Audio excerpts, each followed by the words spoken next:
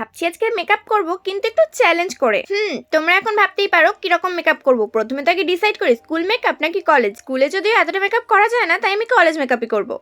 Dress তো change করে ফেলেছি, এবার আমি সিলেক্ট করব কি কি মেকআপ দিয়ে আমি কিন্তু আজকের লুকটা ক্রিয়েট করব। কলেজ যাবো, তাও আবার রোদের মধ্যে, হালকা মেকআপই করতে হবে। ময়শ্চারাইজার নাকি সানস্ক্রিন?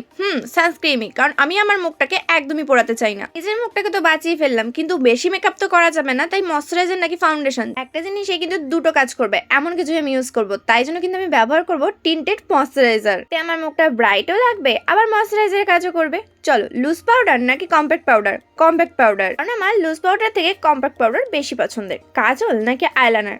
আইলাইনার নয়, কাজল, যেটা দিয়ে কিন্তু আমি দুটো কাজই করতে পারবো। এবার পরবো লিপস্টিক, ডিপ নাকি নিউড?